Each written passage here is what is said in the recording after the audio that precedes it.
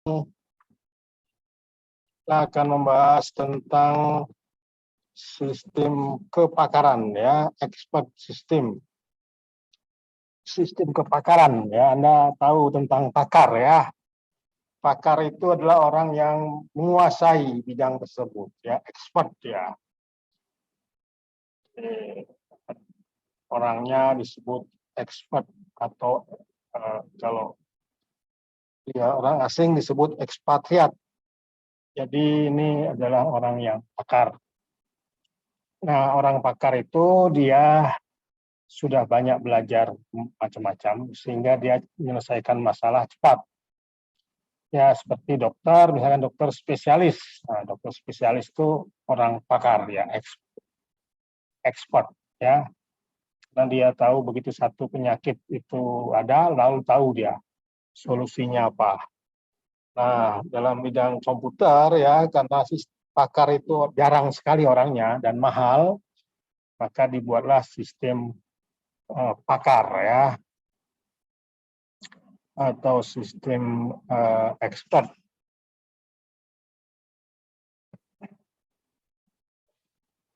Jadi kita akan belajar tentang apa itu sistem pakar ya. Dalam kecerdasan buatan, sistem pakar itu penting sekali dan banyak dipakai. Jadi untuk menanyakan sesuatu persoalan, jawaban itu menggunakan sistem pakar ya. Jadi ini nanti kita akan bahas ya tentang apa sistem pakar sampai aplikasinya ya. Jadi apa itu sistem pakar ya? Jadi sistem pakar itu adalah sistem pengambilan keputusan berbasis komputer yang interaktif dan andal, menggunakan fakta dan heuristik untuk memecahkan masalah pengambilan keputusan yang kompleks. Jadi beda ya dengan pakar ya, pakar itu orang. Jadi kalau sistem pakar dia menggunakan sistem komputer ya. Nah, itu sistem pakar itu dianggap pada tingkat tertinggi kecerdasan dan keahlian manusia. Kemudian tujuan dari sistem pakar adalah untuk memecahkan masalah yang paling kompleks dalam domain tertentu. Jadi dalam hal-hal tertentu, kalau kita tidak bisa memecahkan, kita bisa serahkan ke komputer. Di komputer itu dia ada seperti asisten ya. Kalau Anda sekarang menggunakan handphone ya, Anda bisa klik itu mikrofon, ada namanya Hello Google ya. Hello Google misalkan, hari ini saya minta buatkan pantun. Nah, dia akan buatkan pantun untuk Anda. Hari ini saya mau makan apa Google, nah, dia ngasih tahu ya. Nah itu contoh ya yang sederhana sistem pakar.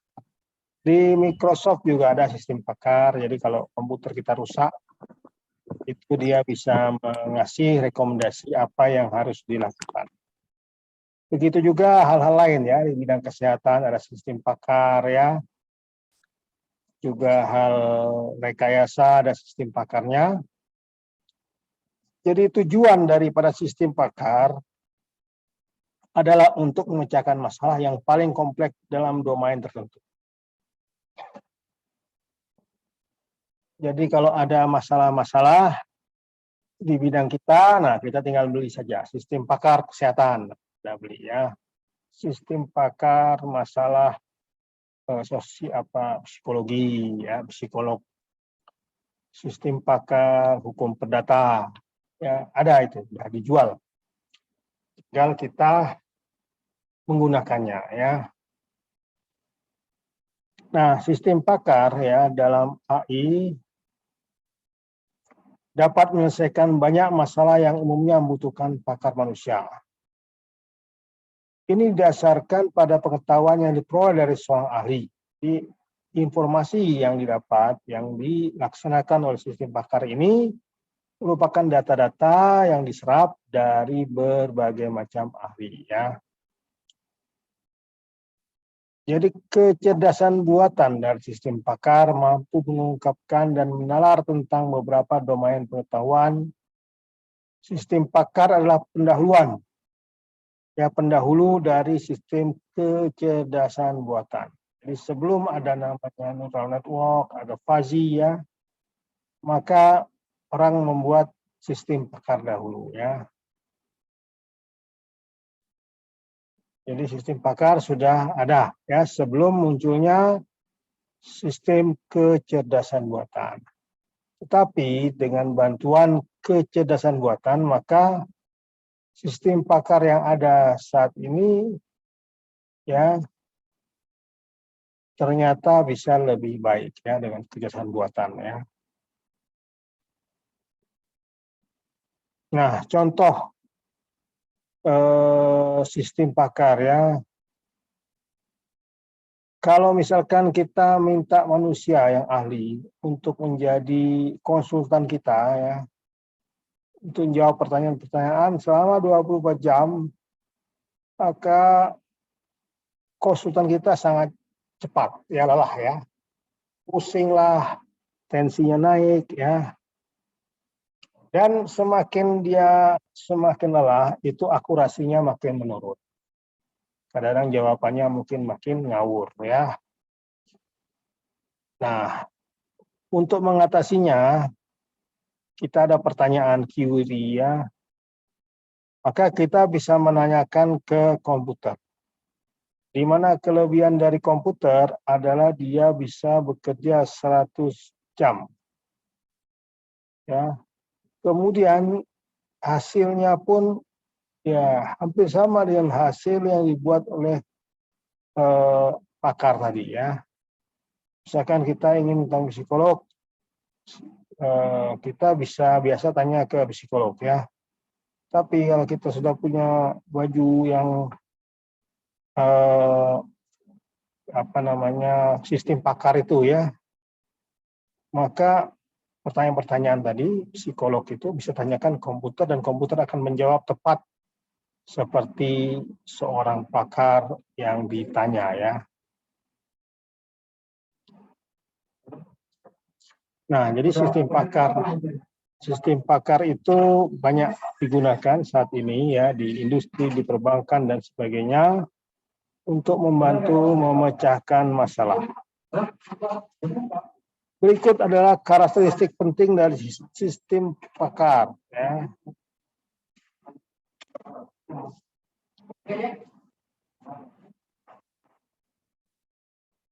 Ya, karakteristiknya adalah tingkat keahlian tertinggi ya.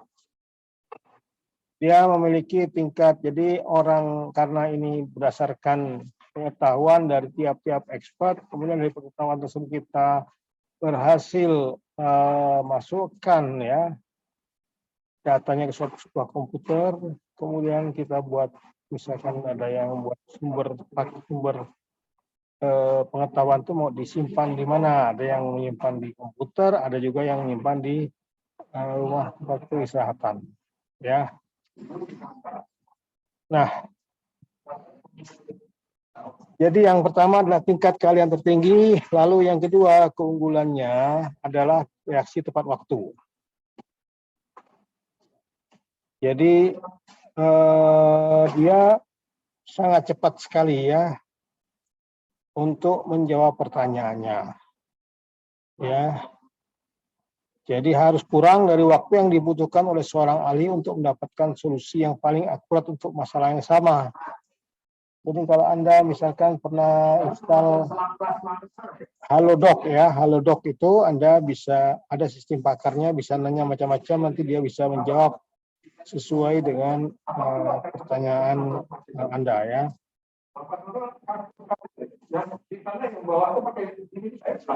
Kemudian karakteristik yang lain adalah keandalan yang baik ya. Kita harus bisa dapat diandalkan. Kemudian fleksibel.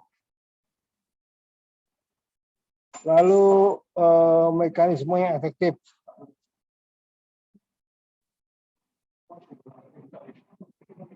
Jadi mampu menjawab menangani masalah keputusan yang menantang dan memberikan solusi. Jadi itu karakteristik daripada sistem pakar ya. Nah, bagaimana sebenarnya cara membuat sistem pakar ya? Jadi cara membuat sistem pakar itu kita harus mencari expert ya atau orang yang berpengetahuan. Kemudian dari expert tersebut kita masukkan data-data ke dalam suatu sistem database ya. Jadi misalkan kita tahu dia seorang dokter, nah pengetahuan dia tentang dokter tiap hari kita wawancara, kita saring buku apa yang dia baca, terus kita saring sampai expert nih di knowledge base-nya jadi penuh ya. Kemudian dari hasil dari human expert dan knowledge expert, kemudian masuk ke knowledge base ya.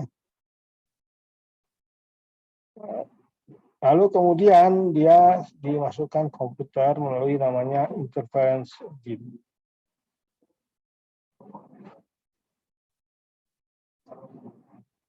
Kemudian setelah interference engine baru dipakai di user interface ya dengan handphone atau apa ya sehingga bisa dapatkan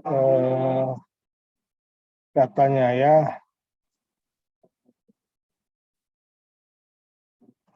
Itu tentang komponen sistem pakar. Kemudian ya jelaskan tadi dia adanya interface ya. Interface itu adanya antar muka ya. Jadi antar muka pengguna dengan pengguna ini yang dapat dibaca dan diteruskan ke mesin inferensi ya.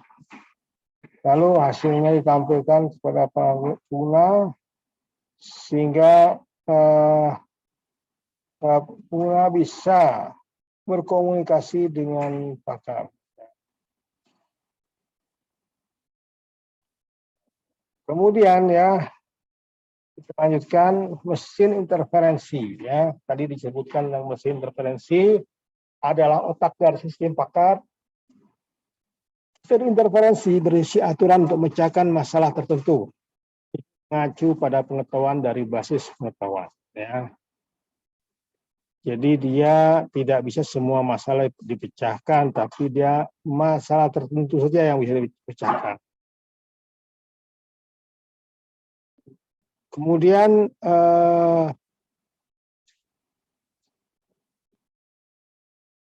dasar pengetahuan ya. Dasar pengetahuan atau basis pengetahuan adalah gudang fakta. Dia menyimpan semua tentang domain masalah ya. Jadi ini wadah yang besar yang diperoleh dari berbagai ahli di bidang tertentu. Jadi kita dapat mengatakan bahwa keberhasilan perangkat lunak untuk sistem pakar tergantung pada pengetahuan yang sangat akurat dan tepat ya. Nah, istilah kunci yang sering digunakan dalam sistem pakar yang pertama fakta dan aturan. Fakta adalah sebagian kecil dari informasi penting. Fakta-fakta itu sendiri sangat terbatas penggunaannya. Aturan sangat penting untuk memilih dan menerapkan fakta pada masa pengguna. Kemudian agar pengetahuan yang dimiliki oleh pengguna itu bisa menjadi database ya. Bisa juga kita akuisisi pengetahuan. Jadi pengetahuannya kita simpan atau orang tersebut membantu kita ya untuk memecahkan masalah yang ada di kita. Nah, contoh adalah tentang akuisisi pengetahuan. Jadi akuisisi pengetahuan ini berarti bagaimana mendapatkan pengetahuan domain yang dibutuhkan oleh sistem pakar. artinya menyerap lah pengetahuan itu ya. Jadi prosesnya dimulai dari mengekstraksi pengetahuan dari seorang ahli manusia, kemudian mengubah pengetahuannya diperoleh menjadi atur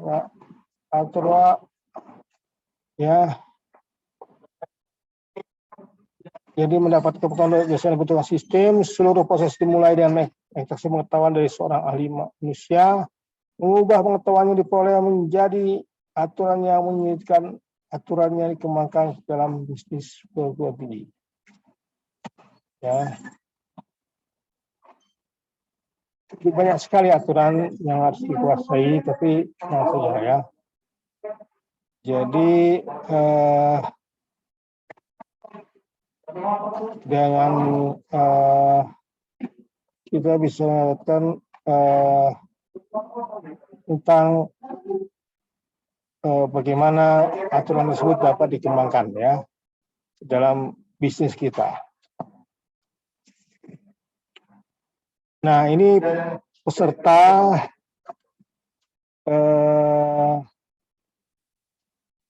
dalam pengembangan sistem pakar ya. Ini apa pesertanya, role-nya apa ya? Misalkan partisipan role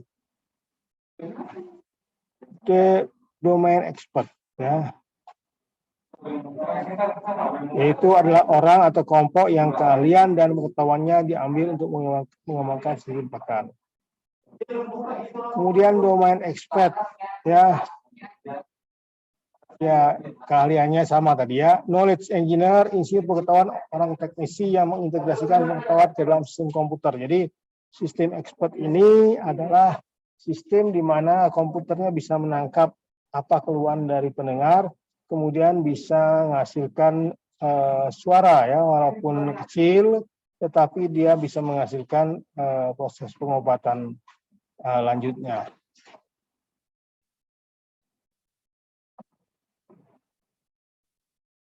Oke, selanjutnya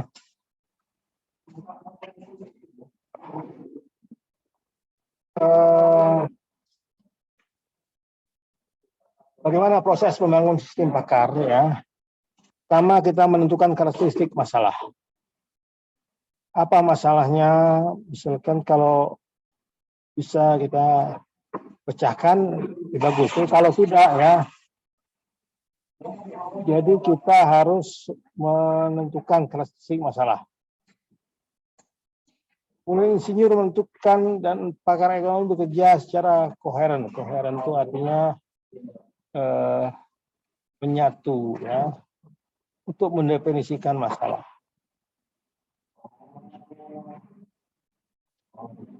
Insinyur pengetahuan menerjemahkan pengetahuan ke dalam bahasa yang mudah dapat dimengerti. Kemudian pakar pengetahuan juga menentukan bagaimana mengintegrasikan dan penggunaan pengetahuan yang tidak sesuai dalam proses penelitian apa yang berguna. Nah, ini ada perbedaan tabel antara yang model pakai panggung ya dengan menggunakan pakai expert. Yang pertama, knowledge dan processing dikombinasikan dalam satu unit. Tapi expert system, di expert system, knowledge dan database di processing mekanisme adalah suatu dua separated komponen yang terpisah.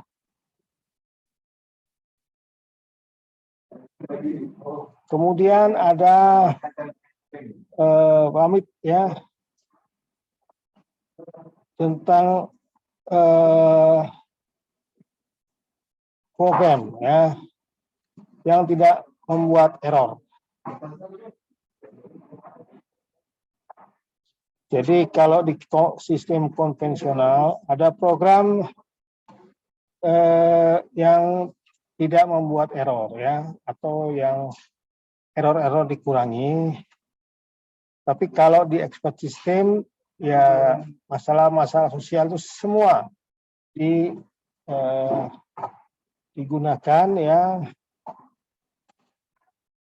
Lalu expert system may take a mistake. Jadi mungkin expert system bisa membuat kesalahan ya, karena tadi ada juga kesalahan dalam pemrograman ya. Kemudian ya, after expert system adalah suatu algoritma dari suatu dasar yang sedang berjalan dan bisa di launch with a small number of rule. Jadi bisa dilakukan di dalam jumlah yang kecil dan menggunakan aturan-aturan.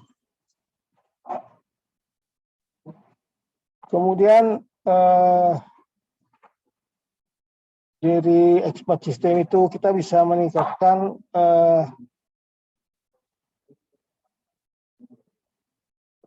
soal number, jadi aturan-aturan tadi, kalau sudah kita buat aturan besarnya, kita kecil saja, ya, dengan small number of rule supaya kita bisa melaksanakan ya sistem pakar ini dengan baik. Lalu eksekusi, ya, logically berpikir kita kerjakan. Kemudian untuk need information, langkah perlu menyampaikan informasi, ya itu bisa dikerjakan ya dengan sufficient, artinya yang serba pas dan haikal dan bisa difungsional, ya, dengan suatu yang efficient information. Nah, sekarang kita ingin menggunakan sistem pakar, berarti kita perlu dari awal itu menentukan masalah, ya. Jadi kita perlu belajar menentukan karakteristik karakter masalah.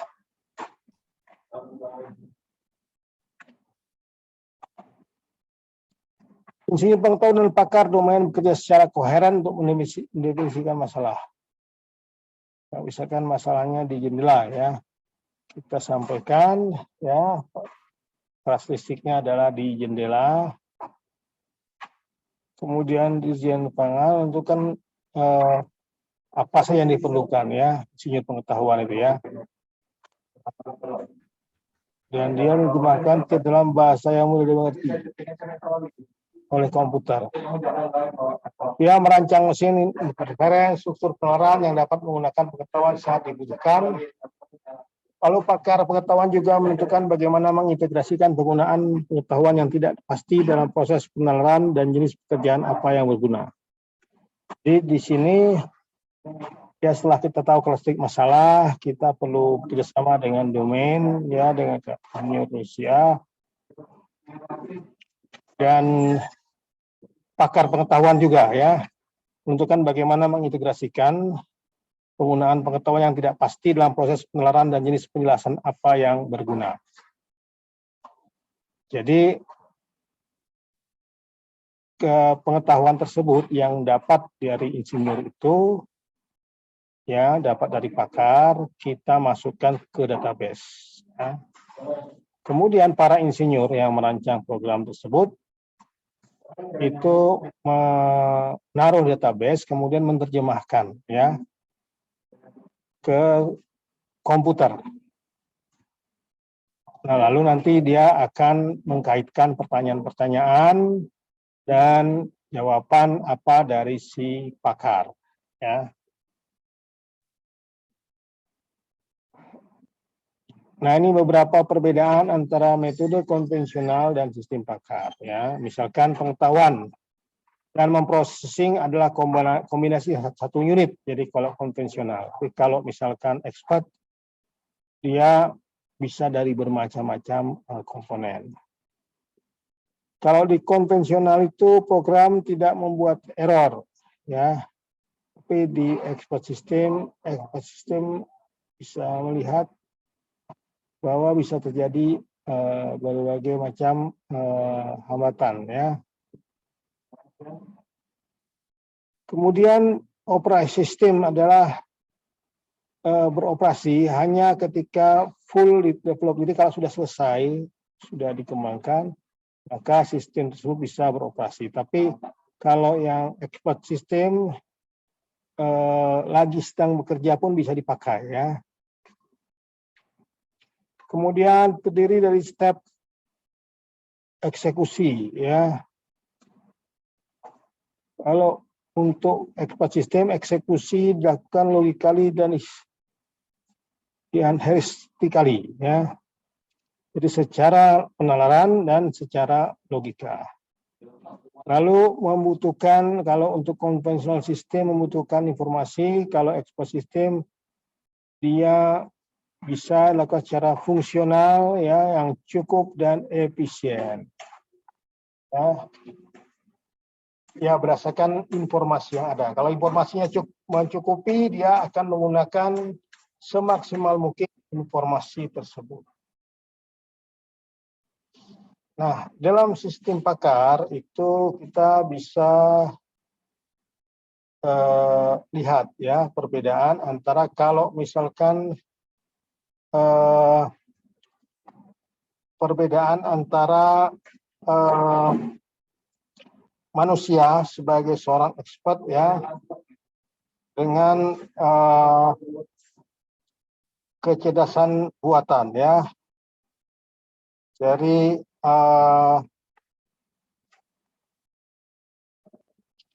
antara manusia dan kecerdasan buatan. Yang pertama, manusia itu dia bisa artinya bisa berubah-ubah ya, bisa meninggal atau apa ya, fana. Tapi kalau yang artificial expertise ini buatan ya, itu dia bisa permanen ya, bisa tidak tergantung kapanpun ya.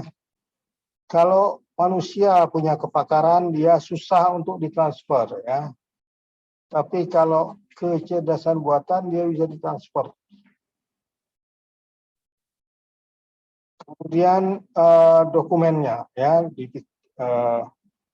susah untuk didokumentasikan ya kalau dari manusia sebagai orang pakar ya. Kalau untuk kecerdasan buatan itu mudah didokumentasikan. Kemudian kalau manusia sebagai orang expert itu dia unpredictable, tidak bisa diprediksi ya. Sedangkan untuk kecerdasan buatan dia bisa konsisten. Kemudian kalau human itu sangat mahal sekali ya, maka diganti dengan zero. Dengan yang murah ya, dan cost-nya bisa efektif ya. Nah, ini beberapa keunggulan tadi kan perbedaan antara sistem pakar manusia dengan AI ya. Jadi kalau kita memakai sistem pakar, maka akan banyak keunggulannya. Pertama, meningkatkan kualitas keputusan karena keputusan tersebut sudah berdasarkan pendapat para pakar ya, macam-macam pakar, sehingga bisa menghasilkan keputusan yang baik. Kemudian memotong biaya konsultan ahli ya, jadi bagi perusahaan ini akan sangat menghemat, lalu memberikan solusi yang cepat dan efisien, lalu dapat mengumpulkan keahlian yang langka dan menggunakannya secara efisien. Lalu menawarkan jawaban yang konsisten untuk masalah-masalah berulang, mempertahankan tingkat informasi yang signifikan, membantu Anda mendapatkan jawaban yang cepat dan akurat, ya, kemudian penjelasan yang tepat tentang pengambilan keputusan, dan kemampuan untuk memecahkan masalah yang kompleks menjadi menantang. Kemudian yang terakhir adalah sistem kecerdasan buatan ini dapat terus bekerja tanpa menjadi emosional, tegang, atau lelah. Jadi bisa bekerja 24 jam. Nah, tapi ada kelemahan dari sistem pakar, yaitu tidak dapat membuat respon kreatif dalam situasi yang luar biasa. Misalkan ada pertanyaan, dia bisa jawab selama ini ya. Tapi ada masalah lain yang memang luar biasa sehingga dia tidak bisa menjawab ya. Beda dengan manusia bisa ditanya apapun, kadang-kadang dia bisa menjawab walaupun mungkin ada salah ya, ada error. Lalu kesalahan dalam basis pengetahuan dapat menyebabkan keputusan yang salah. Jadi kita yang punya basis pengetahuan ya itu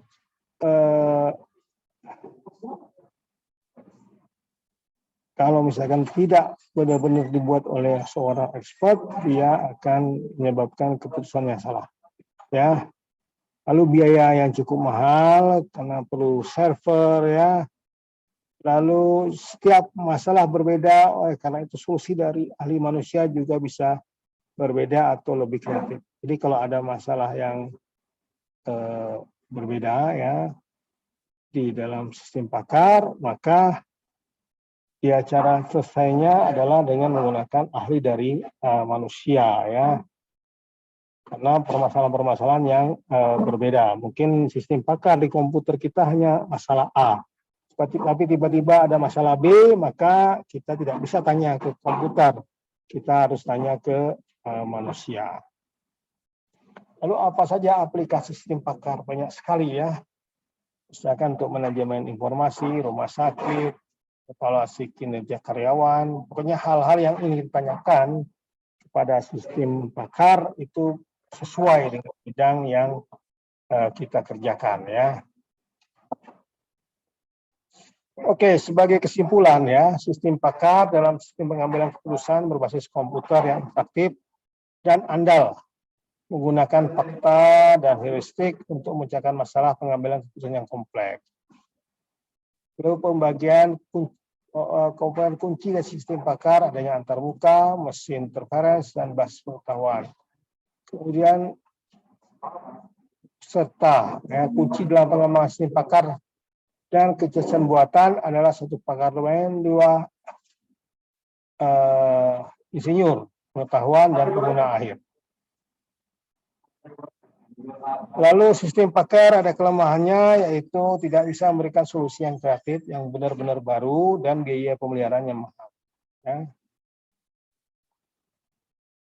Oke, saya rasa itu saja ya untuk perkuliahan hari ini tentang sistem pakar. Apakah ada pertanyaan? Tidak, Pak. Ya, ada pertanyaan tidak?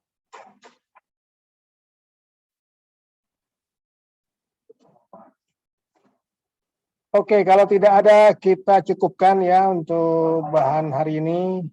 Kita lanjutkan minggu depan ya. Silakan absen ya. Hari ini yang hadir hanya 22 orang. Saya catat semua nama-namanya ya. Silakan absen di UBLF. Oke ya, sampai bertemu minggu depan. Assalamualaikum warahmatullahi wabarakatuh. Waalaikumsalam. Waalaikumsalam warahmatullahi wabarakatuh.